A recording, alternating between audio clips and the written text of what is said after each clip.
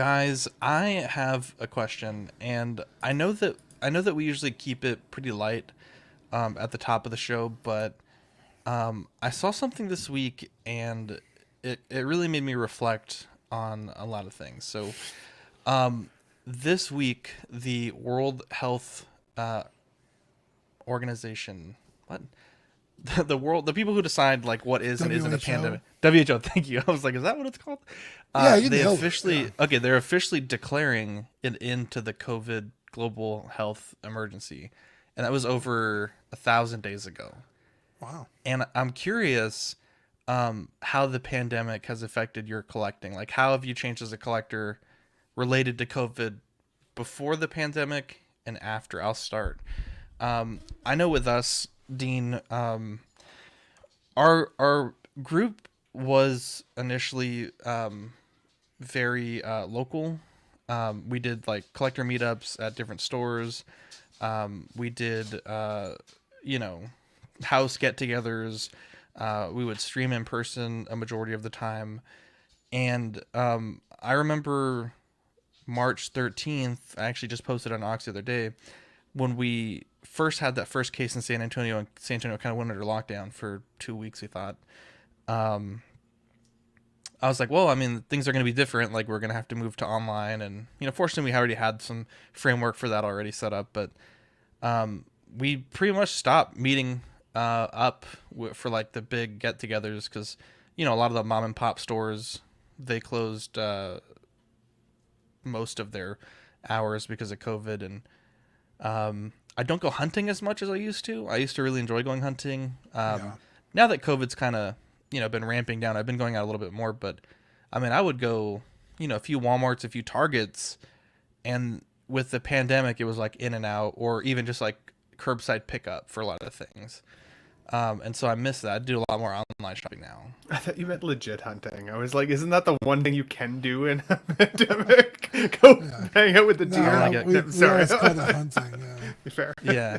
Yeah, I used to, especially here, and Zach and I have kind of touched on small talk a little bit, but San Antonio is just like a collecting city. Like, if you're not the first person in the door, like you're probably not going to end up with something because so many people like will buy the stock of something and then you're Flip forced to it. pay scalper prices. So I used to leave my house around like 2 or 3 in the morning, and like I would divide the city up like a clock, and I would start at midnight and I'd work backwards, and I would hit every Walmart, you know, and I used to do that, man, two times a week, and by the time I'm finishing up all the Walmarts, the Targets would start opening. This is like an all night thing. And then I would hit a few Targets and then maybe a Toys R Us, but those are no longer in existence. The most Walmarts, Calgary got all of them. We've got like 8 yeah, Toys R Us. Jesus. even now, I don't think a lot of the Walmarts are open 24 hours anymore. They're not. I don't think I've seen a single Yeah, I one. don't think they've ever come back from that. So I completely stopped toy hunting. Yeah, it's crazy. And I've done a lot more, I guess, online shopping and paying a little more than I'd like to a lot of the times, like especially with Yeah. like those Sonic figures and stuff. So yeah, it's definitely been kind of a bummer, changing the way that I collect things. Dante says, "Did any WalMarts go back to 24 hours?" I don't know that I've seen any. Tukatri said those treasures end up in Goodwill and Zach scoops them up. Equan says before COVID, Lando's peg warming. After COVID, Lando's of all scale peg warming. Ben, how did COVID change your collecting for you? It's interesting. We lost 24-hour Walmarts about 10 years ago now in Canada. They went to all 11 p.m. That was the latest they were, but it changed it. It changed it quite a bit for me, but in different ways than it did for you guys. So before COVID, I collected basically by myself. I didn't really know anybody in the community.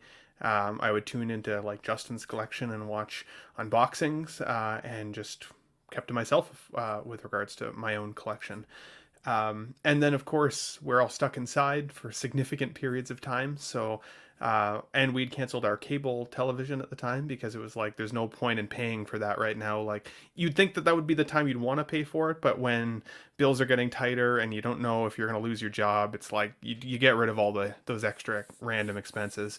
And so I started watching free YouTube, and that's how I came across guys like yourself, and even like the Jeddah Patrols and 1/6 Scale Man and those guys. And so, it actually got me into the YouTube hemisphere, which was kind of cool. And then the other thing that I really changed when it came to my collecting was how I spent the money. So I used to put collectibles on credit cards and then just slowly pay them off over time.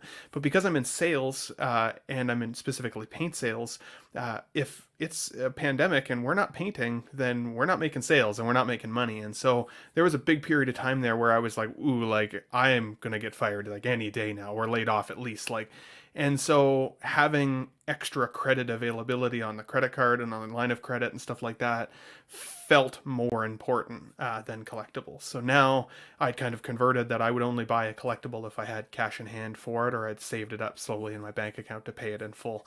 And so that I can keep those credit cards still even as emergency use only as best as I can. And it's only been recently that I've even heard of things like PayPal and and stuff like that. But yeah, keep those credit cards available just in case we get another pandemic. You never know when you're going to need a little extra money. So, knock on wood. But yeah, it's crazy. If you're in the chat, let us know. We'll read some comments throughout the show. But it's wild, man. I think I looked it up. It was like over 1,200 days. I think it depends like where you're at. Like for us, it didn't really hit till March, but some parts of the world were as early as January 2020. So it's pretty crazy that we all, or most of us, came out on the other side. But let's get the show started. It's gonna be a good one, boys. Are you an angel? What? An angel. I heard the deep space pilots talk about them. They're the most beautiful creatures in the universe.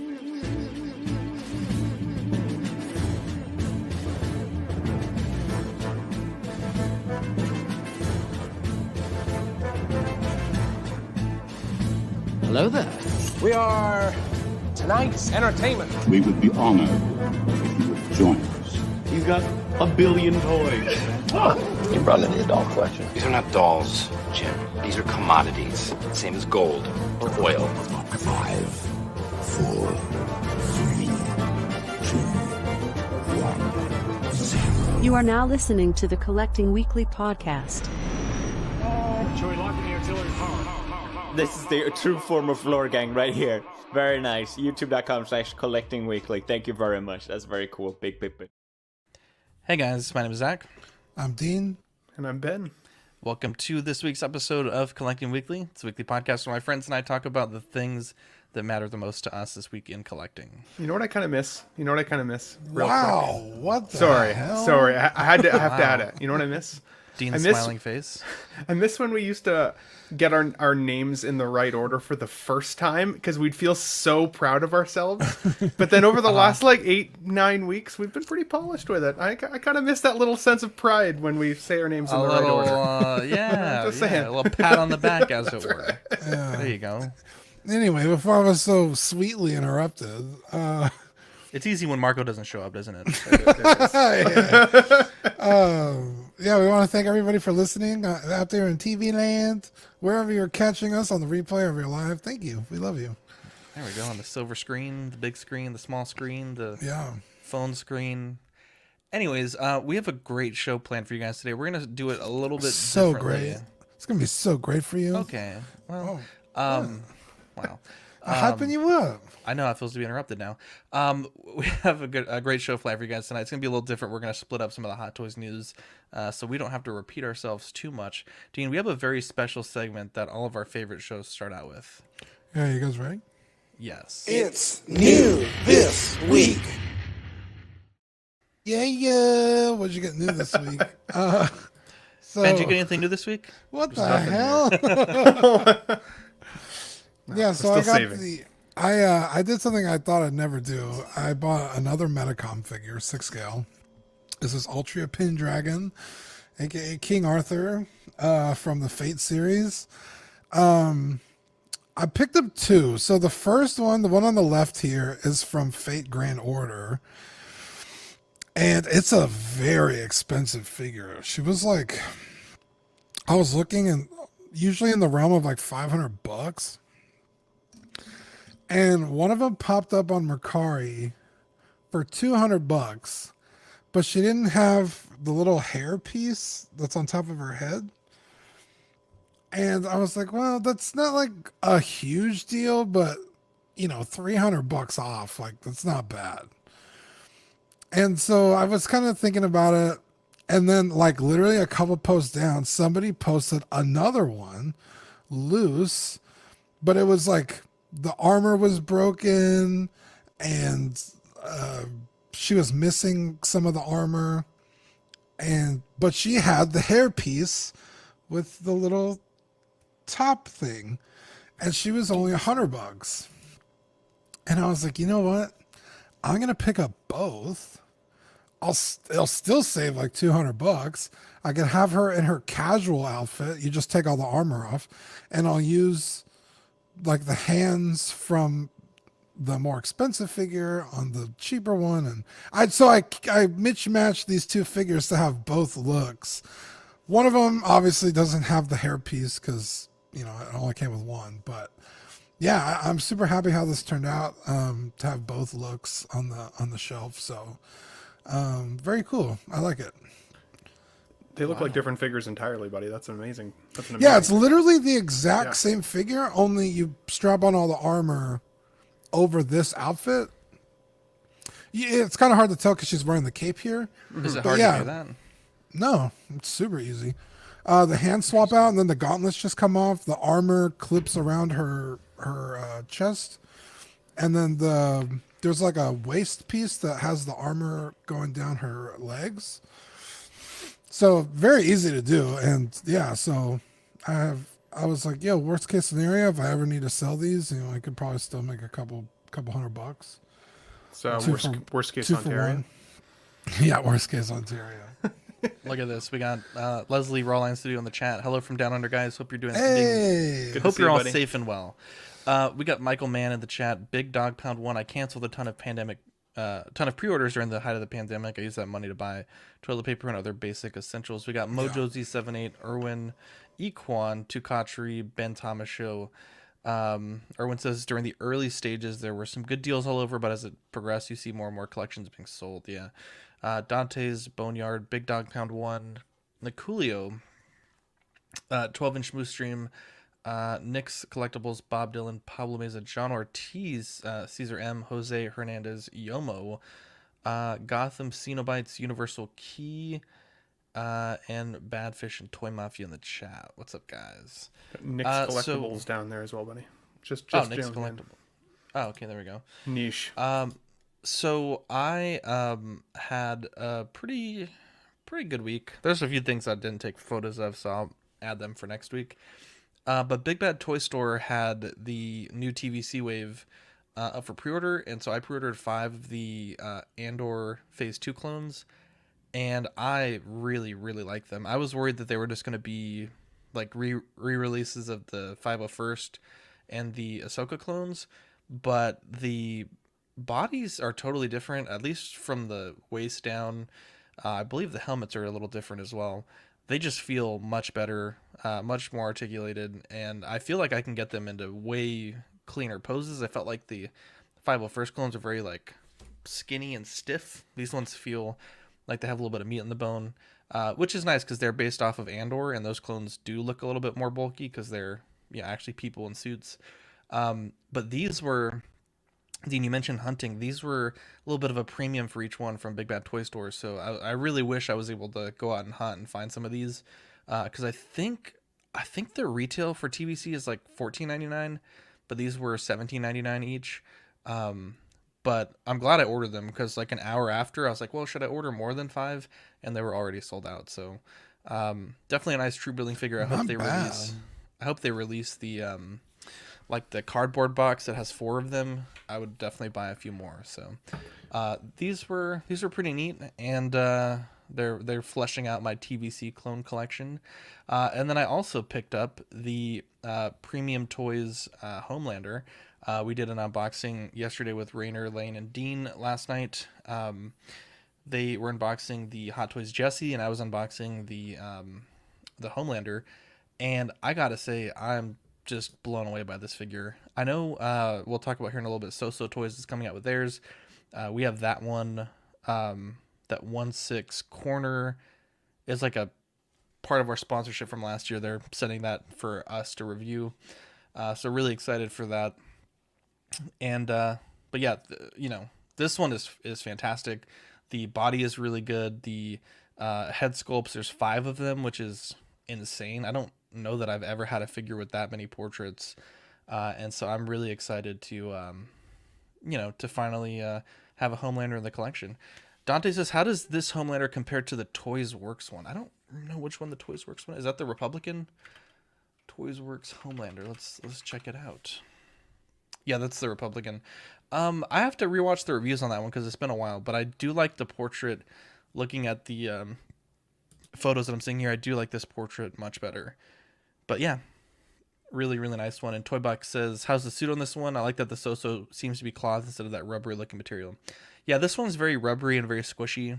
I don't like that about it, but I think overall, I think it's really well done. So I'm excited. Once I get both in hand, I'll do a comparison unboxing, and we'll see what the best Homelander at the moment is. But yeah, let's get into the news here. We'll start with Hot Toys. They put up the teaser for the Guardians of the Galaxy full team, which maybe a couple months ago, I probably wouldn't think that they would give us that ensemble cast. I think that's always been their weakness, but credit where credit's due. They did finish the Justice League. They did finish the Bad Batch, minus Omega at this point. And so being that we already have Groot on order, we'll talk about that here in a second. What do you guys think? Do you think that this is a cast that Hot Toys will make the full line of figures for, or do you think that we're being overly optimistic by thinking it may happen? Yeah, this is going to be a super easy line for them to finish because they've already done a Drax, they've already done a Mantis. Well, it's on pre-order now. They already have done a Nebula. So those 3 figures, I mean, obviously they've done Rocket and Quill. So these are all figures that they have molds for that, they now don't have to worry about custom bodies, especially for the Drax and the Mantis, because they have full-on outfits. So don't have to worry about weird articulation or anything. So I totally see them finishing this. There you go. This is the first time we've seen Rocket with a closed mouth, though. Which I am kind of excited about when it comes to this tease, because he's so angry in all of the other kind of versions of him. And, by the end of this film, and I won't give anything away, it did still feel like it was a lot Peter Quill's story, but also Rocket's story in terms of the trilogy. So I really liked that. I would definitely consider even just having a Rocket in my collection at this point. I've got the Christmas Mantis on pre-order, so I'm excited to get her next year. She's just going to be like a Christmas display option, I think, for me year over year. But I love the movie. I think the hard pill to swallow for me, or the tough nut, as one would say, is the fact that this is at least a $3,000 investment for this team. And while I love the team, I would say overall, I don't think it's... sorry, that might be $3,000 Canadian, I guess. Oh, I was like, wow. Yeah. But still, I call it $400 a figure, for me at least. Yeah. That adds up. And there are so many figures that are on my wish list right now. That I don't even know, for as much as I liked this film, if I would actually invest that kind of coin into the whole line. Might be 1 or 2, but we'll see how it goes. The only other thing I didn't like is the team suit look, because I didn't like the team suit look with the Avengers line. And while these are a little more comic iconic, I guess, I didn't necessarily love it. I like that different look that they each carried. That ragtag kind of look. Yeah. Yeah, I bought the Rocket from Endgame because he kind of had this look to him. And I was like, oh, that's a really cool throwback to the comics. I want that Rocket. So I do have that Rocket in the collection. But now with this one, it's like, well, this is much better. better looking. So I might have to sell my rocket to get this one, but I do really love that rocket, the Endgame one. But yeah, I haven't seen the movie, so I don't really know how it feels. But like, I don't know. Like, that maroon jacket look for Quill is just to me more iconic.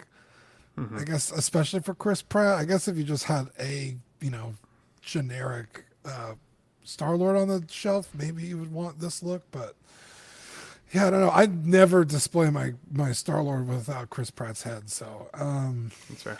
But I also kind of hope they update the Pratt head, because I haven't totally loved him in the previous versions. Like, I've thought it was close. I would have given it like 7, maybe an 8. But I didn't think they were perfect sculpts of him, to be honest. So I do kind of hope they update it. I hope they don't just re-give it to us. yeah, yeah. I think this is cool. Now that you say that about the price to put them all together, goddamn.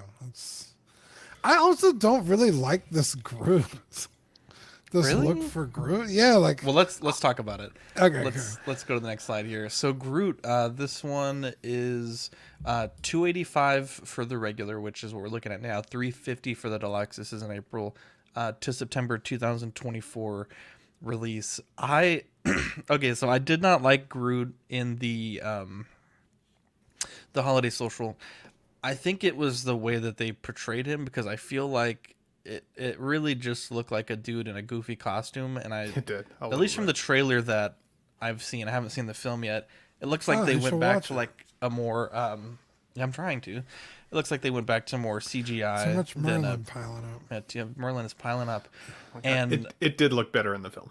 100%. I think this looks fucking awesome. I think, the classic Rocket and Groot pose. I think the blasters look really cool.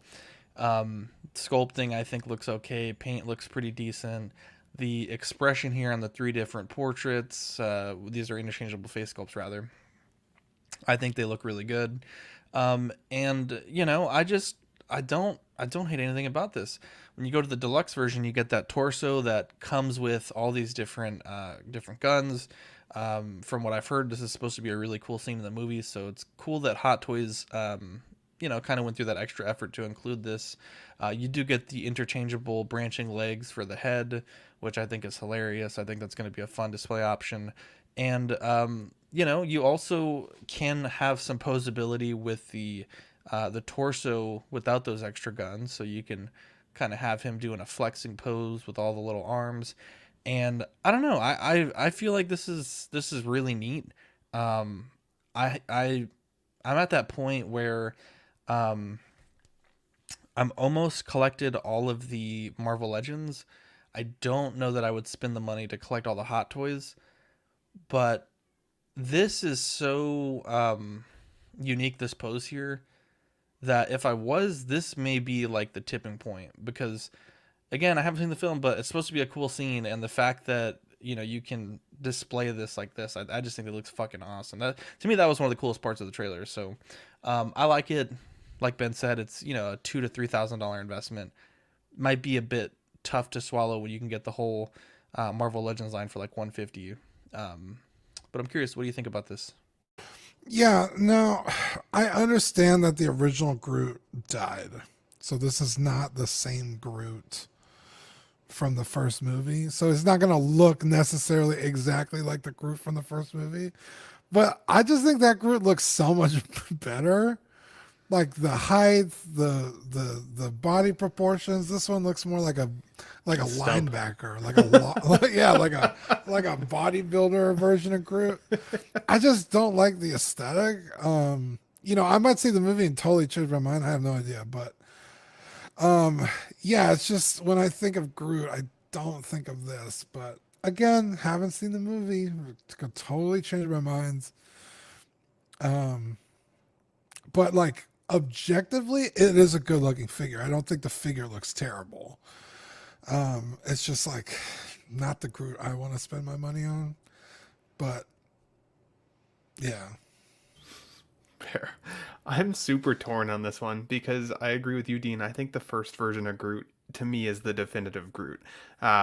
you make a good point about him dying and kind of being rebirthed into this version. So fair. I thought Baby Groot was also really cute. And then he was kind of Totally. like that really awkward teenager stage for a very brief cutout scene. And then he's this honking beefy tree stump thing that he is now. And while, like you said, the figure itself is a work of art. I mean, they did an absolutely incredible job putting this guy together. I love the faceplates. I think overall it would be a great piece in the collection. I would still kind of want to chase that original Groot figure if I was going to try and lock him in. The scene that he has the multiple wielding guns here, again, not to give anything away, but is really cool. And as a display, I think a lot of people are going to want to display him just like that. I love how much he comes with, and I think the price is pretty reasonable for everything that you're going to get out of, especially the deluxe. But I don't know. I would have to kind of wait to see if this guy hits bargain, or wait to see if somebody eventually sells their Guardians 1 Groot and pick him up instead. Joe P says this Groot is swole because he spent years pumping iron with Thor. Totally possible. That is a good Imagine. point. Yeah, I heard the scene with him and Rocket is like the definitive like scene. Like, it's like fucking phenomenal. So I can't wait to see it. But. So, Groot in the first film dies, and this Right. Groot is... It's like his offspring. Okay, so I thought it was like a clone of him. It's just that's like, what everybody like a thought. Seedling, but I guess. Yeah, James Gunn like said definitively, Groot 1 is like he dies at the end of the movie. Okay. Yeah. And all the other Groots that we've seen since then have been this Groot, right? Correct. Like the little baby, the pot. Yeah. And then he's the shithead teenager, the really Yeah. weird chode-looking dude in the holiday special. Now this. Okay. I really loved Baby Groot. In fact, actually, now that I'm thinking about it, Hot Toys has nailed pretty much every Groot they've done. They really have. I like literally thinking about it. I can't think of like really any negatives anyone has ever said about a Groot figure, whether it's the life-size one, the was it Endgame or Infinity War version. People love their Groots, so I have no doubt this will be a pretty fucking badass figure. Now, Ben, you've seen the film. For those that haven't and may want to make a decision here soon, obviously I don't think you're in any sort of rush. From my understanding, this is probably like a deluxe or bust figure, given how awesome this scene was. Would you agree? I would agree with that, honestly. Yeah. I think for the cost differential, I think what you get out of this display option is way cooler. The only thing that's weird, so it looks like the heads, correct me if I'm wrong, it looks like it says swappable face sculpt, so I don't know if just the face comes off, but I'm wondering, to display it like this, if you then also have to have a headless Groot, if that makes sense. I don't think they're faceplates. I think they're actual sculpts. You think they're sculpt? Like I think you could literally, portraits? you can just put the whole sculpt right on. Interesting. Let's move on. So we'll talk more Hot Toys here in the discussion portion of the show. This is Mondo Toys. So there's two Harley Quinns. The exclusive one being their timed edition. So 185 is the standard that releases September 2023. You also have the timed edition for 200. Which is also releasing September 2023, but the time to order ends May 16th at 11:59 a.m. So you have about 7 days to order. I really like this. I still don't have any of the Mondo 1/6 scale Batman figures. I've been tempted to get the animated series one. Look at that, you got the DC Direct, right? Yep. I actually picked up my first DC Direct this week, and I just hadn't had a chance to photograph it. Well, and I got it with There's my Joker, which is cool. Joker J, Great love Sky. that. I love these guys. Mr. J. Mr. J. Now, this is the difference here. So the exclusive, which is only $15 more, which seems like a no-brainer. God damn. You get the two... what the fuck are these things called? Hyenas. Hyenas. Yeah. I called them dogs earlier, but yeah. Hyenas. You get 3 different portraits and the bone, the steak, and the bowl for the hyenas. It seems like a no-brainer to order. You know, if you're even remotely interested, that's a pretty good price, $200. You just have to make sure you order it before lunchtime on May 16th. Yeah. What are you guys thinking about this one? Yeah, 5 portraits and the 2 dogs, or the 2 hyenas, and the hyena like parts with the meat and the bone and the bowls for $15. That's insane. I I'm not a big Batman DC guy, but to me, growing up, like this was always like the Harley Quinn. So this is pretty fucking cool. I don't have anything animated in my collection, so like I wouldn't get this, but even I'm tempted to pick one of these up because it's like iconic. It's pretty fucking cool. Yeah, I love everything about this, to be honest. Yeah, the reason I wanted to bring it up today specifically was that timed edition. Obviously, Mondo is known for reissuing slowly over time. We've seen a couple different versions of the Batman already. Although the Mr. Freeze, came and went, totally sold out. There was a Catwoman that was on there for quite some time. I think one of the challenges that I have with these Mondo releases is they are really just kind of scaled up versions of what I already have in this line. And I already have the majority of the characters that I'd want in this line. But I worry that some of the challenges that these face are the same for these Mondo toys. So like things like paint wearing in the joints. Whenever you bend the joints, after a while, they'll actually start to flake the paint away. Wouldn't be surprised if we saw the same issues with Mondo. And even though the price is incredibly good, one of the things that attracts me to 1/6 scale collecting is that thought of having kind of essentially a 1/6 scale representation of an actor playing my favorite character. And while Batman the Animated Series is my favorite television show from that era of my life, I love the show like so much. I would be worried that it would be too like immersion breaking for my collection, that it just wouldn't fit in, at least with the smaller scale. They're kind of scaled together, and then I have my 1/6 scale section together, and it feels like they're supposed to be kind of separate displays. Whereas this, I'd feel tempted to display them with the rest of my 6 scale collection, and then I think that animated look would almost detract from my affection of the figure itself. Yeah. I do wish they'd given us more soft touch material. Like I wish they'd given us something slightly more than what we get out of the smaller scale release. While I think the sculpts are a little bit better, they also have more room to work with in terms of the paint application, so they can make them look a little crispier. But I think soft touch material and stuff like that could have still been really cool. You could have still maybe done it in like a cell shaded way. It might not have had much in the way of articulation, but I think it might have been just kind of that next level, like that next kind of echelon to push me over the edge and collect these guys as well. So I would say if you're interested, if things like hard plastic and paint apps and the potential of a bit of wearing, as well as the look of what just feels like pretty big toys, does not bug you, then you're going to absolutely love these in your collection. But I'm so split in half because my affection wants me to get them, and on the other hand, I'm like, no, I should reserve those funds for other things that I'm looking for.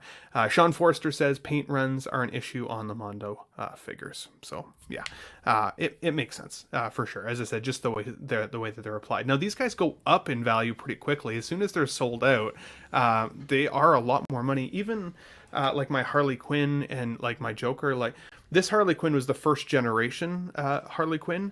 She goes for something like $180 Canadian here now on eBay if you wanted to get her. Like super crazy. Like she's almost the same price as the 6 scale counterpart. And so I'd be curious if over time these do become extremely sought after, especially for the folks that love the animated series. Definitely.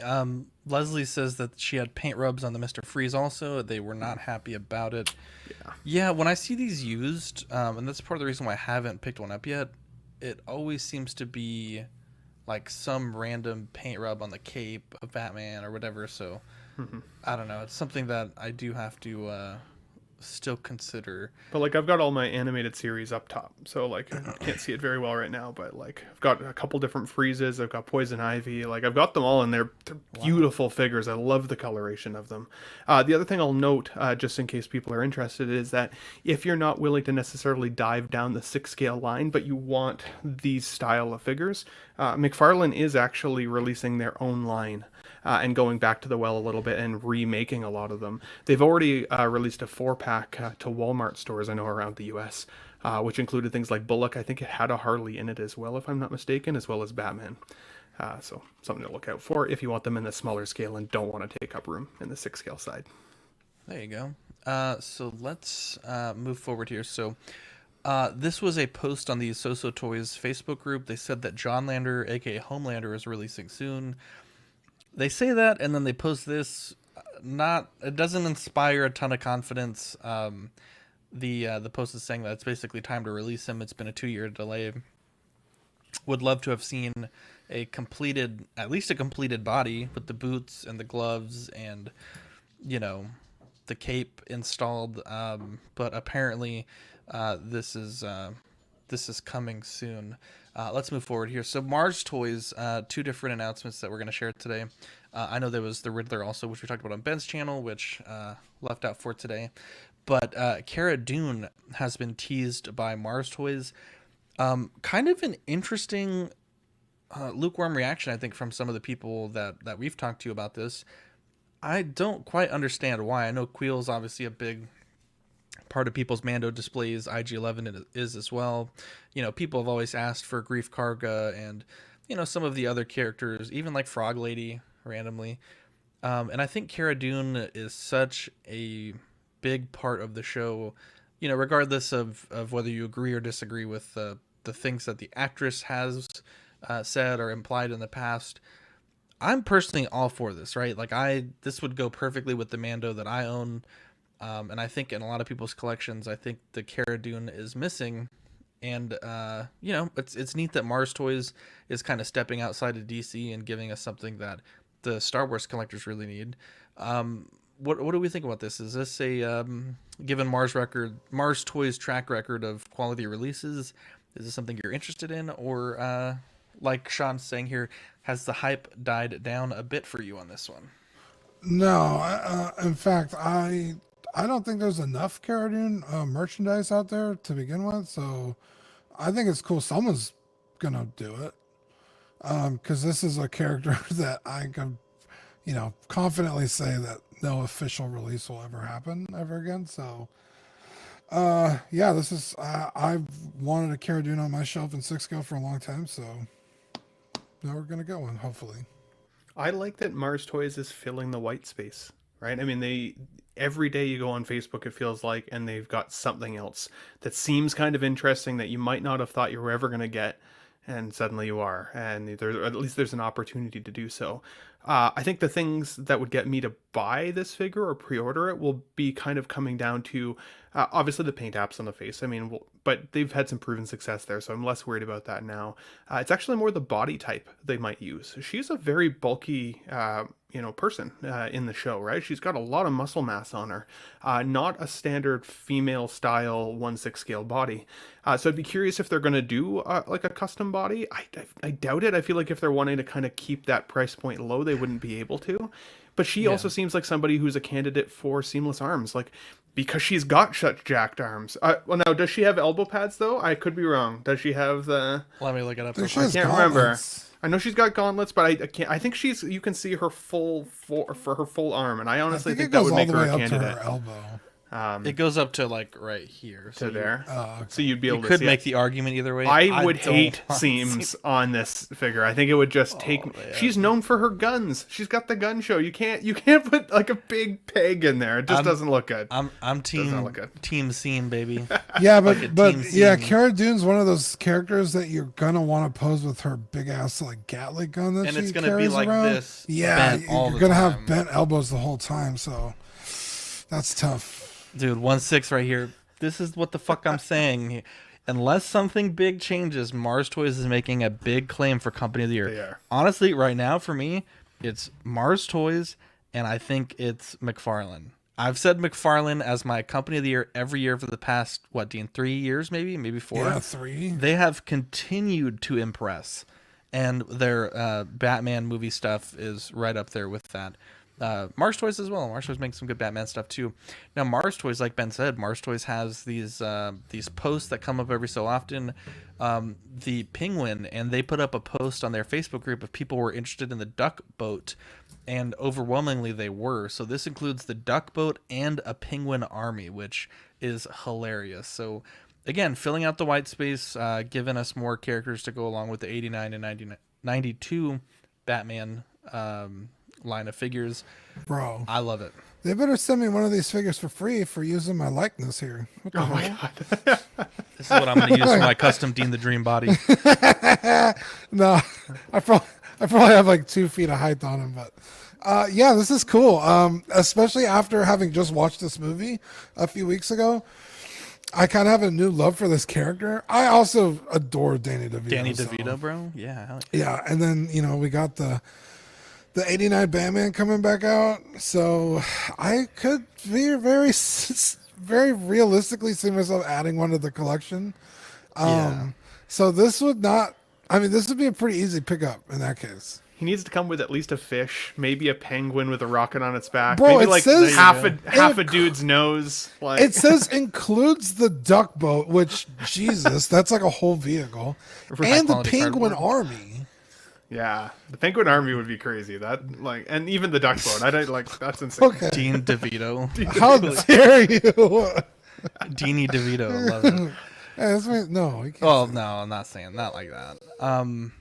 Yeah, this is neat. This is absolutely neat. And Preston Toys coming in with an absolute fucking banger of a figure too. The T2 T800 Future Warrior. I love it. I love everything about it. Not as good as of a name as most third party companies come up with, but Future Warrior gets the job done.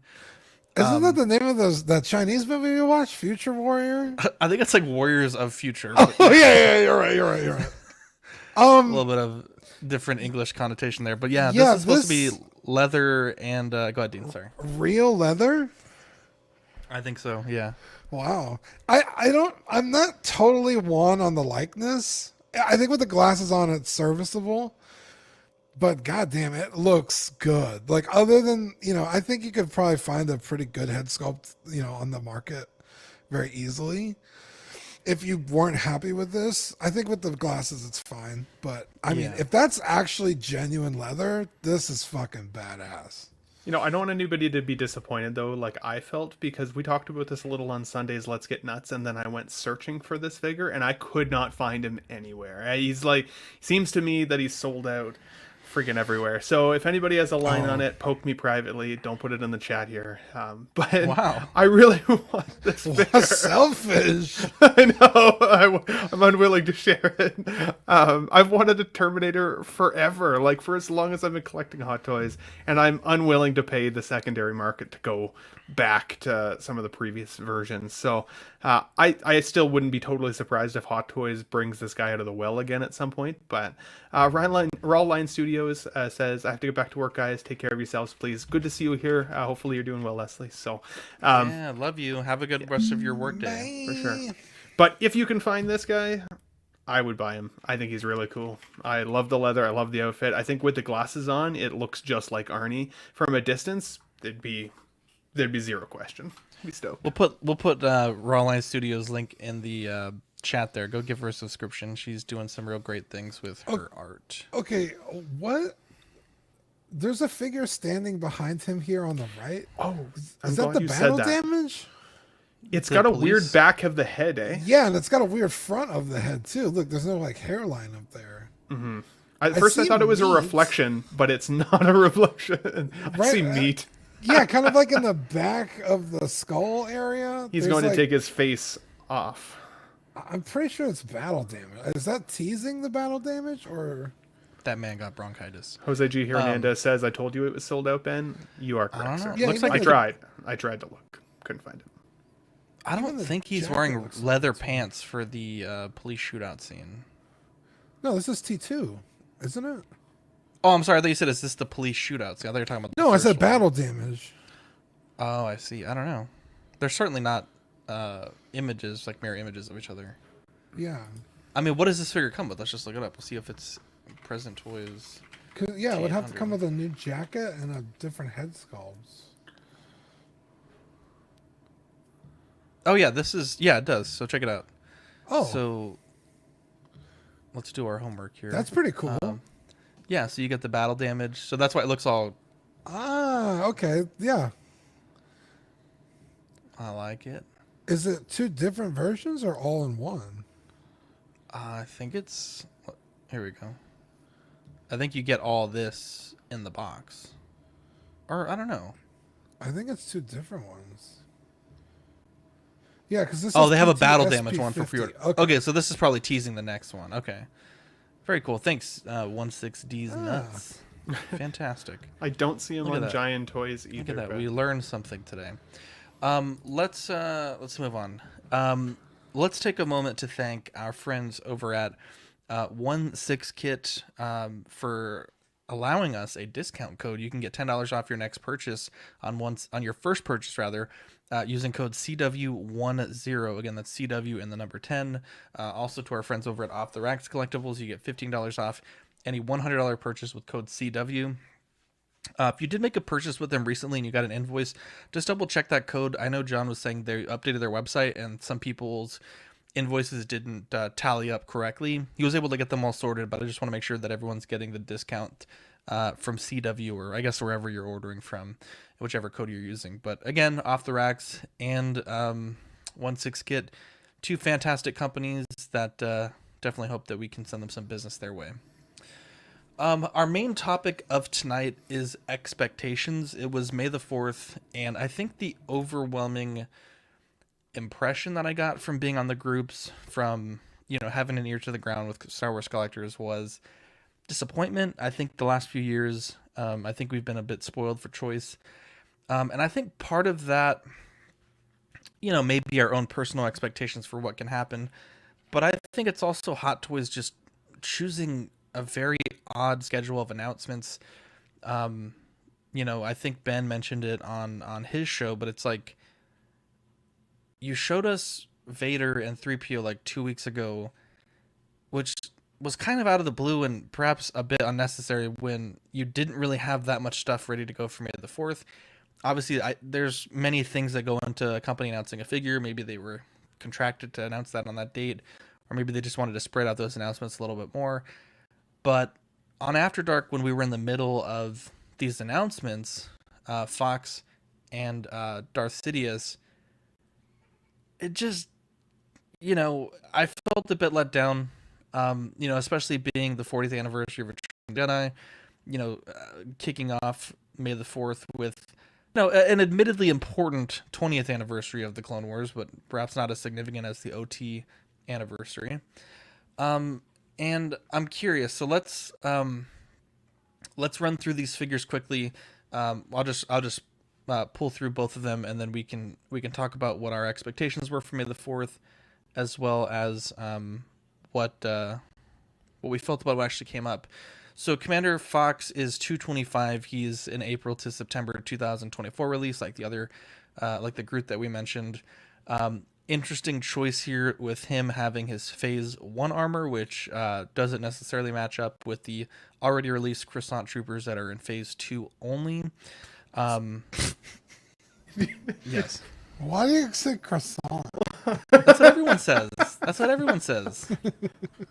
That was just like the meme back then, bro. That's just what they tell you. You must have had COVID Guaranteed. because you forgot, bro. Got that Darth brain Sidious, fog, Buttery dog. croissant. yeah, 265 April to September 2024. This is also from the Clone Wars, and we'll talk more about both of these in a bit. But Ben, we'll start with you. Was your expectation of May the 4th high? And once you saw these releases by Hot Toys for pre-order, and also the figures that were released, did you feel let down? Great questions. So I would say that my expectation for May 4th was not high. I think over time I've started to learn that Hot Toys doesn't seem to necessarily do anything based on like a logical schedule. You are correct. And I used the Pennywise or the It figure as an example of that.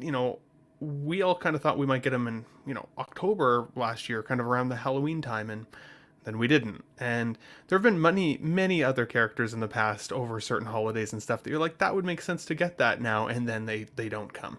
And like you just mentioned, they gave us the Return of the Jedi options 2 weeks earlier, kind of what seemed like out of the blue, which made for an exciting week, but then they kind of like shot themselves in the foot with the excitement level, because like they hit the climax too early, and then like it kind of just pittered away after that point. And while I know that some people are definitely excited about these particular releases, of all the shows I was on, of all of the predictive lists, of all of the people I chatted with that are in the 1/6 scale community, whether that's YouTubers or just people who watch and are, you know, excited individuals, I didn't hear anybody say that they were looking forward to a Darth Sidious or that's what they hoped they were going to get. So was I disappointed with these releases? Well, not really, because I just probably won't buy them. These ones don't necessarily jive with me. But I would say that I was disappointed because I would have liked some of the other things that we were getting excited to potentially see. And, you know, it said that expectation is the thief of joy. I think that applies here, because anytime you start to build up that expectation in your mind, you're almost guaranteed to be let down up to a certain extent. Before I started collecting Hot Toys at the rate that I do now, and streaming about Hot Toys all the time and theorizing and thinking about them all the time, I was just stoked about every release that came out, because I was like, oh, that's cool. Whether I was going to buy it or not, I just didn't care. I was just like, that's awesome.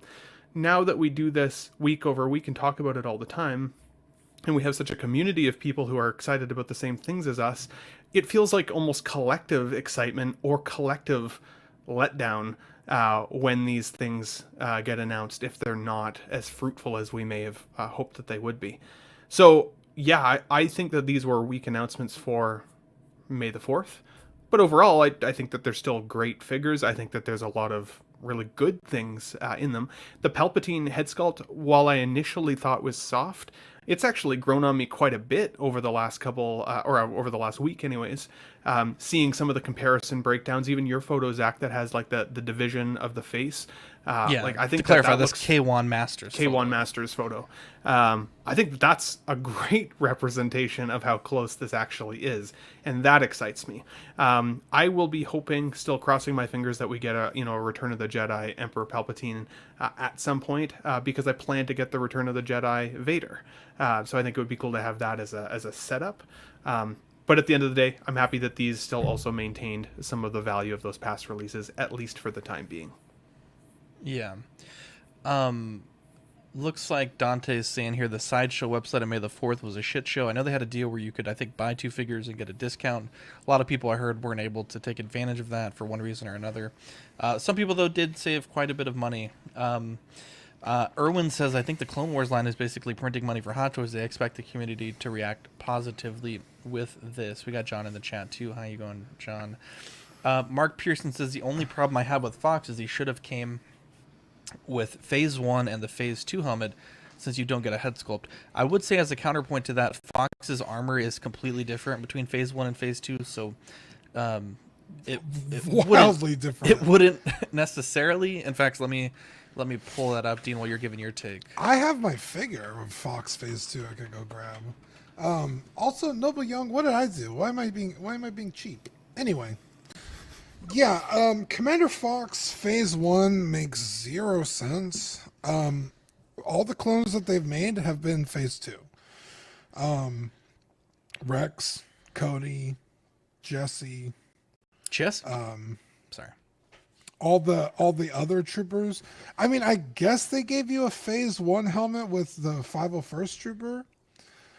But, yeah, Phase 1 Fox, completely out of left field. It's a cool enough release, I guess, but even in Fox's storyline, he doesn't really play a big role until Phase 2 when he arrests Ahsoka. So it's like, I guess, like, Fox is definitely a character I wanted to see, but Phase 1, I don't get it. That being said, it's a good enough looking figure. I'll probably skip it. It's cool.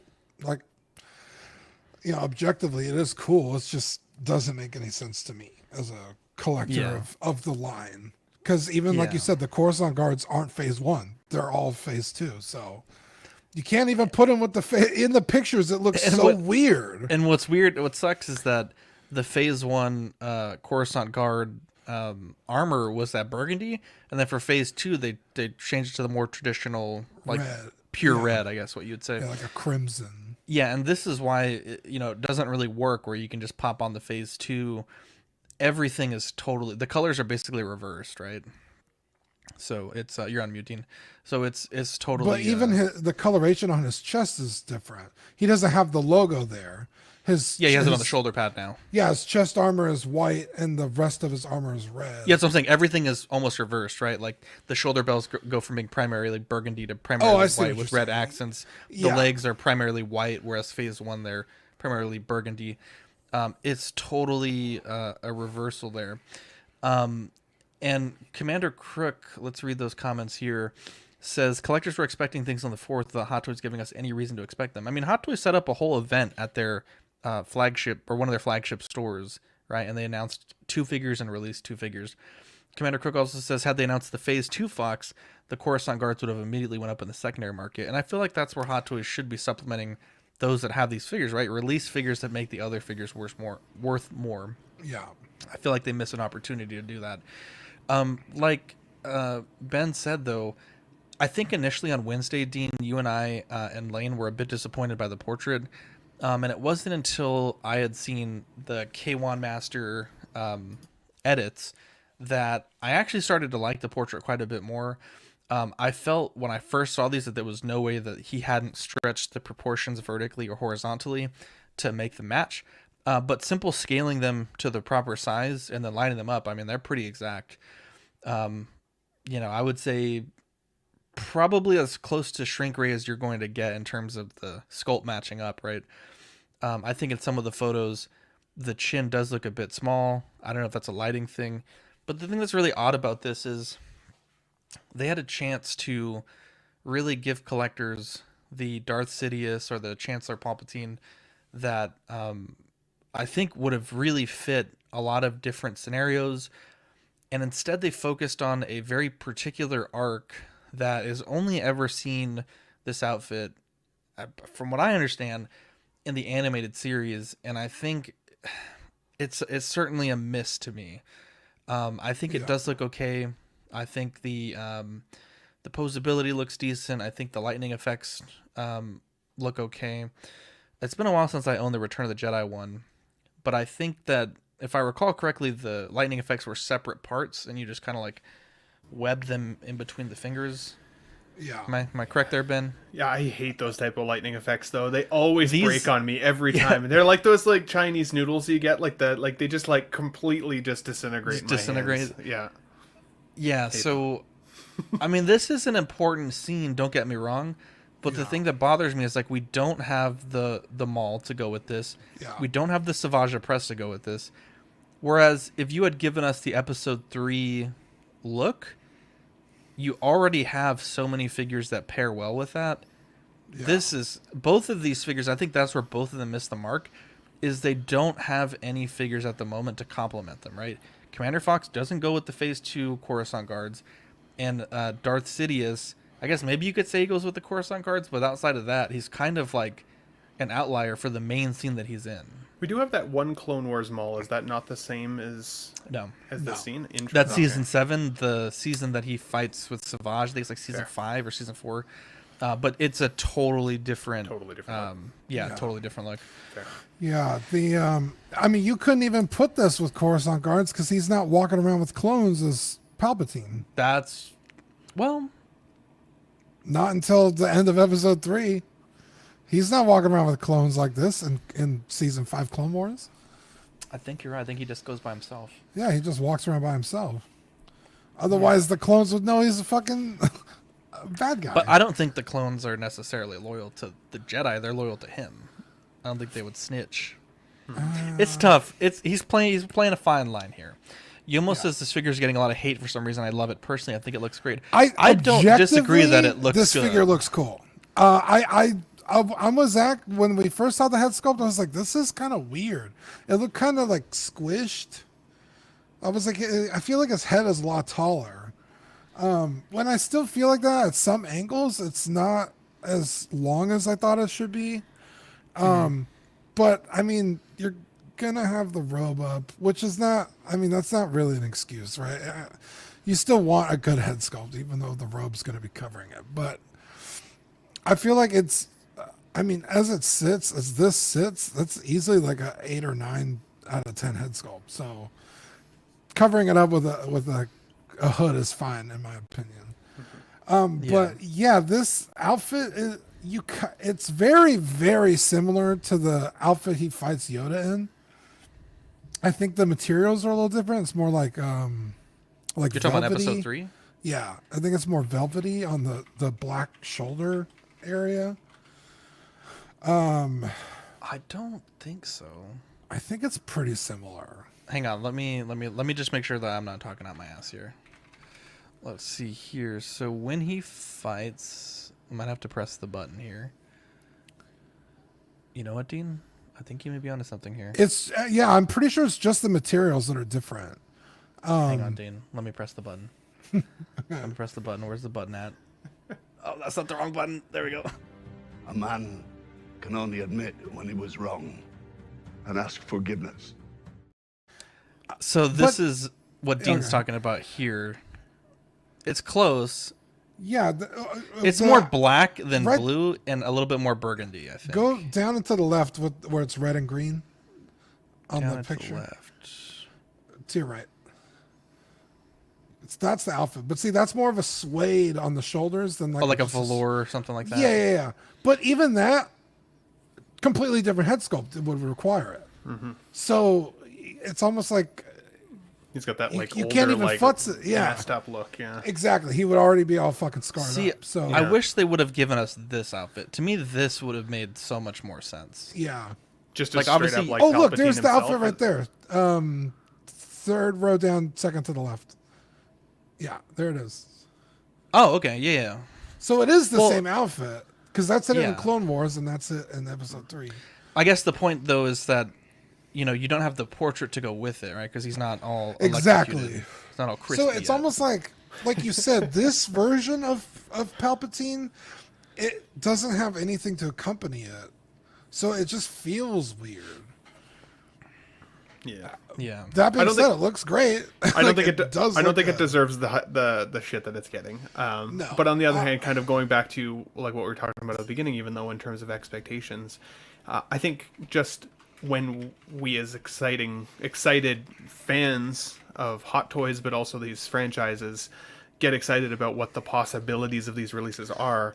We're not trying to create expectation either. We're just generally excited, and I think it's part of the fun of the hobby is speculation, is kind of getting excited for what we could get in our collections. And there were some ideas that got floated by me of what people thought might come on May the 4th that I started changing my collection around a little bit for, because I was like, oh, like that could look really good here, or like that could look really good there. And yeah, we didn't get it, which is a little disappointing. It doesn't mean we're never going to get it. I think we should never stop getting ourselves hyped up. As long as you can like healthily bring yourself back down to a level that's like, okay, well, shit happens. I guess we didn't get it. It's the way she goes. But I don't think we should ever stop speculating and getting excited and setting some level of expectation even for the company of what we want as a collector community. I think that's still important. My kind of big hang up on the whole weekend was, or whenever this was, you announced Vader, was it 3PO? Yes. Like 2 weeks out, if that, like a week out from this. You could have just saved those for a week and announced 4 of these figures. Blew everyone's minds, because C-3PO and Vader, banger figures. Vader alone would have done it. And then I think you hit both markets, right? Like you make everyone excited that's the 20th anniversary Clone Wars fans, and then you make everyone excited for the 40th. Return of the Jedi. Those two figures alone outshine both of these tenfold. 40 years is also one heck of a milestone. Like it feels like a little bit of a slap to the 40-year anniversary that there wasn't a little bit more celebrated in terms of figure releases, especially since Star Wars is known for toys. Like that, like it was designed to make toys, It feels like a little bit of a subtle slap to the 40th anniversary. So I guess for me, when you announced the Vader and the 3PO a week or so in advance, it was like, damn, well, what the fuck are they hiding for May 4th? It's about to be insane. And then it's these two. It was like, what? I feel like they should have just saved Vader and 3PO for the May 4th. I now saw 4. Everybody would have been happy. This was just so lackluster in comparison to that announcement. It was like, that was it? Even Mando season 3, I mean, it just ended. I know it wasn't hugely hyped, but like for a lot of folks, but still, like there were some options that could have come from that show that I'm surprised we didn't at least like. Yeah, Gideon, a Beskar trooper, something. It seems strange. Seems very, very light in terms of what we got. So yeah, that's the way she goes. That is the way she goes. The chat's saying that the outfits that Maul wears in this fight versus Season 7 are pretty close. So perhaps identical. So maybe that does have some relevancy. 16 Suitor says speculation leads to disappointment. Disappointment leads to hate. Hate leads to suffering. I love that. Love it. Let's talk about what was released here. The Purge Trooper and the Battle Droid. I'm a bit disappointed that they didn't fix this little plastic clip on the Battle Droid. When it was first solicited, I was thinking like, there's no way that they're going to release this like this. Like this is no way. And they did. So unfortunately that did not get fixed. The Purge Trooper, I don't have any problems with. I don't love the design, but I also have zero problems with what we actually got. Is that waitlisted already? Oh yeah, the Purge Trooper. Oh no, yeah, actually, as of yesterday, I think it was. Yeah, I think the Purge Trooper is one of the fucking ugliest troopers I've ever seen. So, I honestly could not care any less about that figure. I mean, it's cool it got released for the people waiting for it. These are cool. I'm kind of with you with the clippy thing. I almost would have preferred a fucking peg, if I'm honest. Just have a peg built into the gun. If you really needed to achieve that look for it, the invisible clips it never looks good. Yeah, I mean, solid releases, I guess.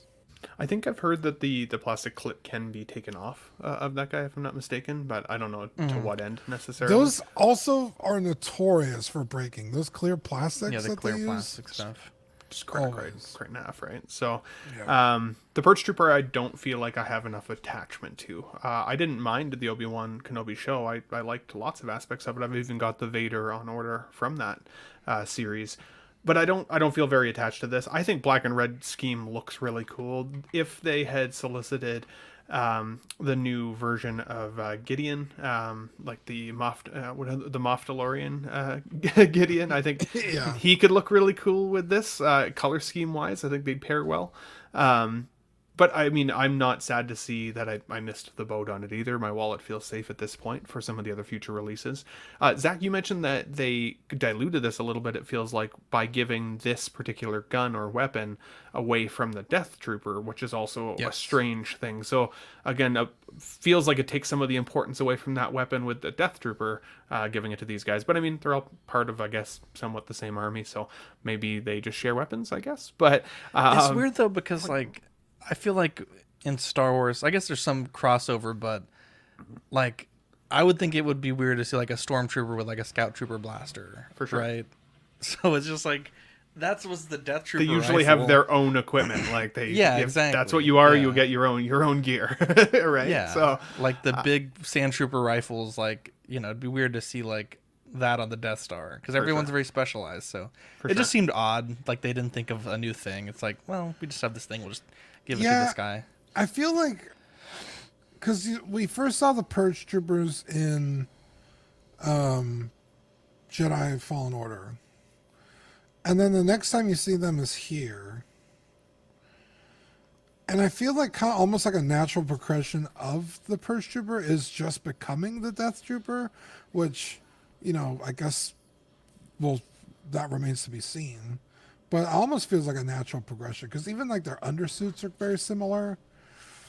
And I guess like going back to what I'm saying here, like the Death Troopers were introduced in Rogue One, and I feel like they've been trying to cram them into everything. Like in Rebels. It just seems like anytime there can possibly be a Death Trooper, there is, and then so they're really not that special anymore. Yeah. And then it's like then you give their gun away to some random like new trooper. I don't know. Yeah. It's just a bit odd. I really like trooper helmets though. So if this guy ever ended up on like a Toys Anxiety and I could just get the helmet for $50, I may honestly still do that because I do like having the helmets lined up on like a table with the Star Wars display. Or for a long time, I had my DX11 Heath Ledger's like the jail cell table set up with like Star Wars gear on it, kind of like an armory table, and like that looked really really cool as a display. So I may do that with this eventually, but otherwise I've got my black Shadow Trooper that I still love, and my traditional white Trooper, and I'm good with that. In terms of the these guys, the battle droids, so these guys bring me back to like, well, when I was between 10 and 12 years old watching The Phantom Menace. Now, I know these are the Geonosis ones for sure, but like I used to have the battle droids in this scale all the time. I had tons of these guys back in the day. And like this is the only one that I ultimately kept from like, childhood, it feels like. But, I loved the battle droids, even in that scale. They used to be some of my favorite things to set up and knock down and have fun with, and like they were super posable. And while they're really silly, kind of like Jar Jar Binks was, like really silly, for my age group at that time, I thought they were wicked and great comic relief back then and all of the things. I think I would have rathered see 2-packs of these guys if they were available, because to me I think getting just one might be a little strange, but I wouldn't necessarily want to spend all the money to buy 2 separately or even more separately. Forgive me if I'm wrong, do all of them come with the C-3PO helmet as well? Yeah, I don't think that there's like a deluxe. I think they just come with it. So like, I believe so, if you wanted to army build these guys, you'd end up with so many random C-3PO helmets. Like you could just sell those off, I guess, privately if you wanted to. But strange inclusion. I would have liked to see maybe something else that came with these guys instead. Or as I said, scale it back and just give them a kind of a broken bone or down bare bones 2-pack in order to army build a little easier. These are the type of figures, though, that I feel like companies like Sideshow should always just have a surplus of. I feel like you should always be able to just go to the website and buy one of these whenever you want to slowly army build over time. I don't feel like you should have to deal with the wait list suffering that we do. That's a great point. With something like this. You know what, Ben? That was a great point. So good of a point, in fact. Oh, yeah. There you go. A little dingle. I like that point. Because you're right? Like, we're having to deal with this fucking waitlist bullshit. And there should just be characters. Like, maybe the clone pilot, right? Like, those weren't... You never really see those, but, like, the fact that the phase... the new clone that just came out is, like, already hard to find. It's like... You have the ability to literally just print money by keeping these stocked. For sure. And I mean, there's cost of storage. It blows my mind. There's, I'm sure there's a bit of a balance. There is. You're not wrong, but it's just like, it's not like I feel like where Hot Toys got in trouble in the past was designs that weren't well received. Them stocking a lot of them, like the Sith Trooper, the Sith Jet Trooper, a lot of the First Order Troopers. No one really liked those designs. Maybe in 10 years that may be different. The clones' designs are like universally loved, right? Absolutely. So many different options there, so it's a shame that that's not a thing. Let's do some hot seats. So let's have some fun. It's just us 3 today. So I'm gonna ask you guys to pick a character, and why, and you guys will pick a total of 2 characters, kind of like last week. The question is, and you'll do one at a time. Pick any 2 characters from the Star Wars universe to join you in a galactic heist. Who would it be and why? I'll give you 3 points for who I think has the better team, 2 points to who I think has the second best team. 2 characters. You get pick one at a time. 2 characters for a galactic heist. There's no specifics, but why would you choose those characters? Okay. They could be named characters. Okay, 1, R2-D2. Can open doors, turn off alarms, guide me where I need to go. Just plug into the computers. Ben? And then whoa, hang on, Ben. I would say Bo-Katan. She showed to be quite the badass in this last season. Wielding those guns, I feel like she could be equal both protection as well as royalty. She could get her way into places for sure. someone to hold at the end of the night. Dean, your second choice. Oh, second choice. Gotta be someone quick on their feet, good with a weapon. I think I'm gonna go Han Solo. Because you know he has a way with words, and even though kind of maybe he stumbles on himself sometimes, he always manages to squeak through. So I'm gonna pick Han Solo. I would say Chewbacca. The size of him makes him a force to be reckoned with, even if he's disarmed. He's able to fly pretty much anything that you put in front of him, as well as fix things on the fly, even if the situation seems dire and there's no available parts. He will find a way to get that ship off the ground. So I like it. I don't want to get stuck. We'll put a poll. Han Solo has a ship, so. Whose team is better? So Dean was Solo and R2, and Ben's was Chewie and Bo-Katan. Ben's was Chewie and Bo-Katan. I'm gonna pick the best team. I'm going Thrawn and Luke Skywalker. Checkmate. Checkmate, bitches. How's that not fair? We all had the same ability to choose. Okay, I picked Vader twice. Why Thrawn?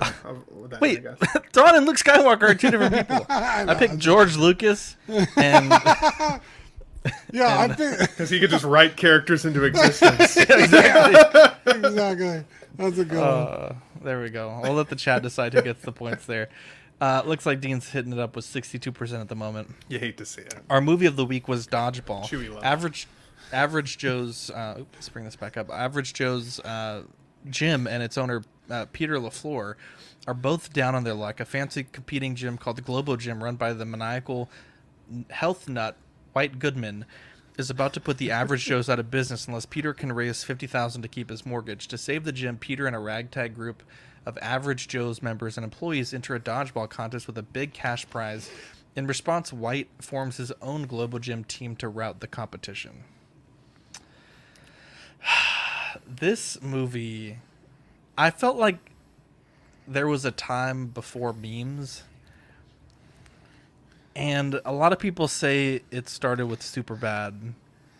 But I feel like the endless quoting of lines, for me personally, started with this film in middle school. Fucking Chuck Norris.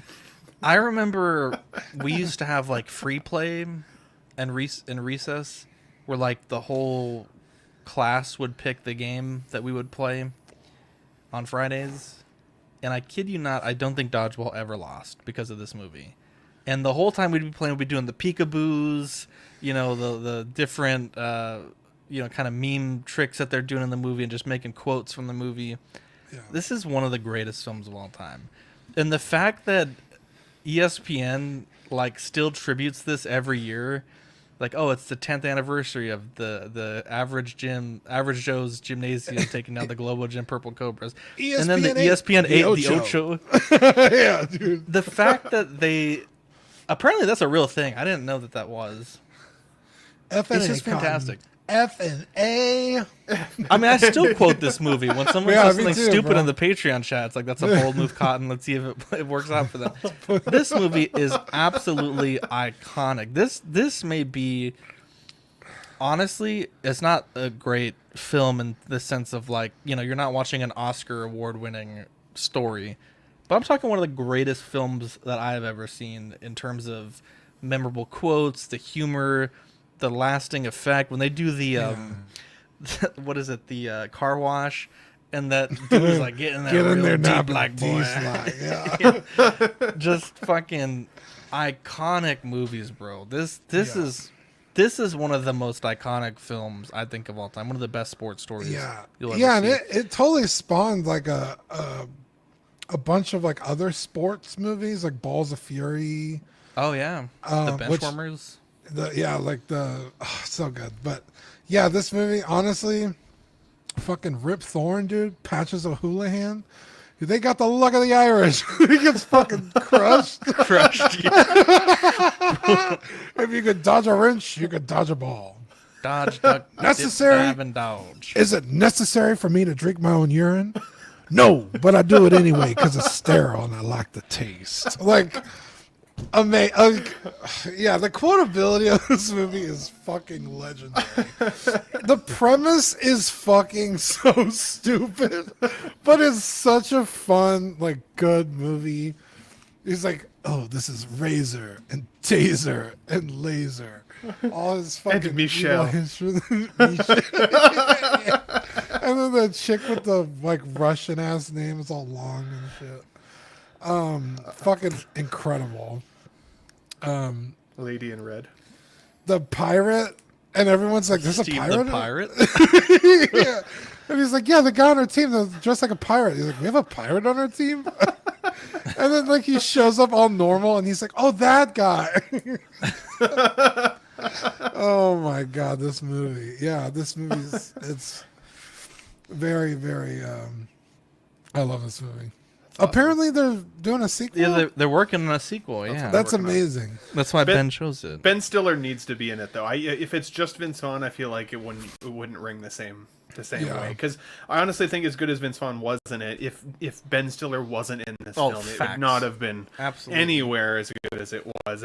He makes me laugh in every scene that he's in the whole time. Like nobody makes me bleed my own blood.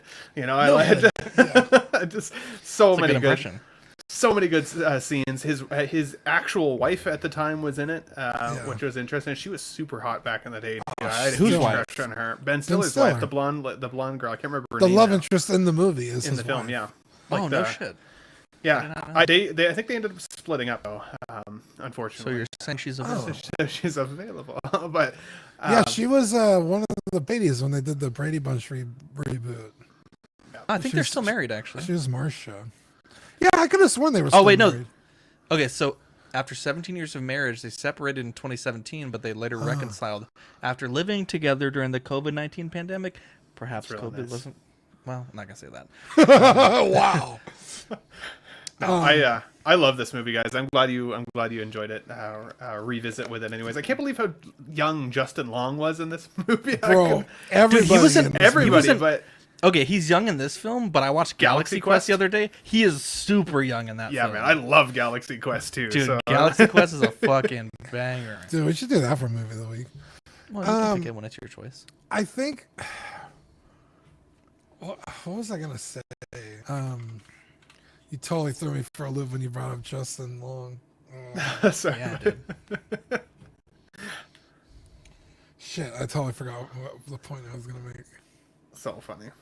Either way, definitely worthy. If you've somehow never seen this movie, definitely watch it. And it still holds up, honestly. Like, there's some films now I feel like the comedy doesn't quite hold up the same way. This one had me in stitches. Yeah, I think like I said, the premise is so stupid that it is kind of timeless. Like, just easy to watch. Oh, I was gonna say the whole thing with Chuck Norris. I think like this movie spawned the Chuck Norris meme, where it's like Chuck Norris can swim through land, or Chuck Norris shits on the ceiling, or like the boogeyman checks his bed at night for Chuck Norris. Like, yeah. I think this movie is responsible for that. I could be wrong, but I think you're wrong. I specifically remember that was already a thing when this happened, because I remember and then they just threw Chuck I felt Norris like in this. Yeah, like that was why. Oh, okay. I remember them being around the same time, but God, how old is this movie? You said middle school? Yeah, so that's 2005. Yeah, I was a fucking.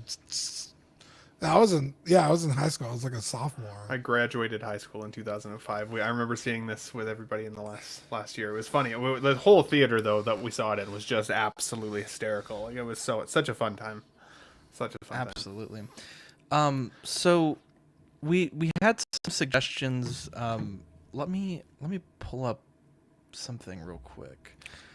So the listeners a few weeks ago suggested that we do a listener movie of the week, and I want to just double check what that was. So let's see here. So we have a bunch of choices. I know the Nope was going to be one of them. I want to just let the people vote now. So how does Nope... Let's see here. Oh, okay. Small Soldiers, Team America World Police, and Transformers 2007. I feel like Team America is going to offend you guys. Have you seen that movie? Oh, I I love have. Team Okay. America. So Just kidding. Dean, you get the 3 points for Solo and R2. Just don't let me forget that. Promise So you let's will do never let's do die. another poll. Listener's choice. So we'll do no. We should add Spaceballs to that because. Well, the listeners haven't wanna suggested it watch. yet. Yeah, if you want Spaceballs, comment on the pin post. Transformers 2007. Leonardo said John Carter. Comment on the pin I've still post. never seen that movie. Small Soldiers. You've never seen John Carter? Wow. Team America World Police. So I remember when it came out, it got like people loved it or hated it, but I felt like I was just like, oh, I probably won't like it then, and then it seemed like it got a real following years later. Yeah, guys, do me a favor. Comment. Hang on. Let me get through this. Comment on this post on Auxiliary, because the thing is, when you comment on the live stream, if we don't, oh, am I sharing the wrong page? Yeah, Comment on this post on Auxiliary, because if we don't have it logged somewhere like this, your live stream goes away after a point. So comment on this post on Auxiliary, and that way we can pick from those in the future. King Dingling says, "What about the Lance Armstrong giving up dog?" Wait, what? Oh yeah, Dodgeball. Oh, yeah, dude. Holy shit. All right, Transformers 2007 leading. Dean, can you tell us about these sweet angels that keep the network going while we tally up those votes? Angels. Give a quick shout out to. Let me make my screen big here. Ian CV, Renee Mendez, Eric Mariscal, Quinn Aguirre, King Louis, Mark Pearson, Paul Schreiber, Equan, Chris Valance, Serena Ben Thomas, Chris Letty, David Jones, Sam Gist, Daminator, Joao Brada, Thomas Clark, Eric Switzer, Six Guns, Figs, Billy Badfish, Toy Cartel, Sweet Danny Lee, Dee Dee Martin, Stephen Krepp, Big Ol' Fern, Cesar Merrick-Win, Mark Phillips, Lisa Martin Bomonsky, Rick DeGregorio, The Everyday Collector, Ricardo Valdez, Jose CZ, Erwin Azucena, The Illustrious Raider, Alan Morgan, 2Car3 Wa, Derek B, Aries Portillo, Mark Randolph, Alvin J, Jazz Carroll, Joe Ridley, Pablo Meza, D-Rock, Matt Clevenger, Seth Tucker, CC3PO, Scott Smith, Dalmathal, Jimmy James, Stephen Purchase, Sean Usby, Scott Bradley, Stephen Maria Stanley, Eddie Mazanares, Louis Bennett, Chip Parent, Jimmy Hernandez, Gigi the Judgmental, and it's her birthday today, isn't it? It is her birthday. Yeah. Happy Gigi's? birthday, Gigi. That's why Marco's Happy not birthday, here. GJ. Oh, And missed GJ that. GJ. and Brenton Palmer. What a bunch of angels. Happy birthday. What a Gigi. bunch of angels indeed. Let's see here for Patreon. The May/June Patreon benefits are the Question of the Week sticker and the Spooderverse sticker sheet. Really want to add these to your collections. I think that they're job well done, if I may. Patreon starts at $5 a month for the digital tier, $7.50 for stickers sent straight to your door, and access to Docs After Dark replay. Certified Crispy is $15 a month. You get figure fix assistance and a Certified Crispy certificate. The $25 What a Guy tier, you get the Pog Deluxe set and all the doubles of all the stickers that we send out.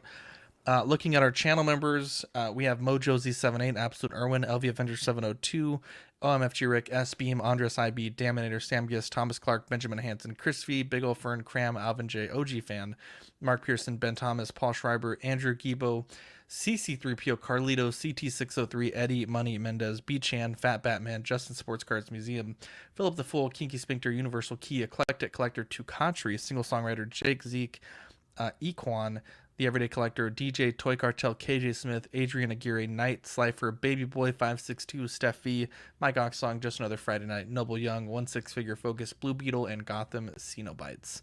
You can join the channel membership for 99 cents if you are already a Patreon member, or $2.99 for the Peanut Gallery. If you are not, you get access to loyalty badges, emojis, and weekly member shoutouts. Taking a look at the network here, we have After Dark tomorrow at 10:30, Collectors Club Friday at 10. Reissue just happened on Sunday, question like every Sunday as well. Ox PD, we have, I'm hoping we can play tomorrow night, Dean, if possible, because we have D&D on Saturday. We had some technical difficulties. We were going to play Cowboys, but we weren't able to play on last Saturday. Live and Let Dice returns for season 2 of our campaign. It's called Live and Let Dice Calamity, starting Saturday at 8 p.m. OFAC next Thursday, Bricks and Brews, and then I think we have Small Talk this week. I gotta see if I can make that one. But yeah, should be a great week of content as per usual. If you want to join us on TeePublic, get t-shirts, some swag. I think they're on sale this week, so definitely a good time to purchase if you've been holding out. And looking at friends of the show, we got John the Everyday Collector on Fridays, on Fridays on our channel at Club, and then he also uploads Club and the Club Trivia as its own thing on his show. 1/6 Fix, Marco and Gigi on their channel, and then we also have Ben Thomas on the Ben Thomas Show. So be sure to support our friends on their own channels, and we can all grow together. Yes. Anyways, anyone have any shout outs they want to give? Obviously, shout out to Gigi. It's her birthday. Yeah, shout out. Happy birthday, Gigi. I think she Why do you keep finished. saying it like that? You sound like the Joker. He's like, Murray. I think Marco said that she finished law school, but not the bar, I guess. So congratulations. That's obviously a huge accomplishment. I've been watching Suits clips on TikTok, so I'm somewhat of a lawyer myself. But anyways, do you guys have any shout outs that you want to give? Definitely tune in to Let's Get Nuts on the Ben Thomas Show if you guys missed it on Sunday. We had a really fun show with Pete, Zach, as well as Marco. But every week we've got different panelists on there as well. So that's Sunday at 3 p.m. Mountain Standard Time that it goes live. But I always put it up on the show for replay action. So if you guys missed it, go check it out. It was a fun show. And I always appreciate the boys when they join me. There you go. Let's see. Dean, any shout outs you want to give? Not off the top of my head. All right. D&D, like I said, is starting back up on Saturday at 8 p.m. Central Standard Time. So Yay. Even if you're not a big fan of D&D, I would appreciate that you guys watching tonight on 8 p.m. Saturday, just hop in there, say hello, just spend a few minutes there, and then we can wave goodbye. But it would mean a lot to have some good views on that first episode, especially because we've had... I think it's like 3 months off. We've been working on building the story for the second campaign. Obviously, all of the show is live, so we don't know what's happening, but Cody's been, kind of spinning the web, building a nice little world for us to inhabit. So it should be very fun. Our last campaign was about 15 months long, so if you didn't join that one because you felt it was too late, this one's kind of a clean slate, same characters, some carryover, but it's a real nice starting off point. And one thing that we're going to do this season is make the arcs a little bit smaller, and that way if you jumped in the middle of the campaign, you're not totally lost. But yeah, Ben, thank you for coming tonight. Dean as well. And for everyone in the chat, we appreciate you being here, leaving us your thoughts. And be sure to comment on the movie of the week choice for, so we can do the next fan's choice on the next cycle. Looks like Transformers 2007 won with 37% of the vote. So Transformers 2007 is our first... fan channel movie of the week pick. But yeah, is that the one with Shia LaBeouf? Shia LaBeouf. I'm Zach. Actual cannibal Shia LaBeouf. I'm Dean. And I'm Ben. We'll catch you on the next episode. Bye.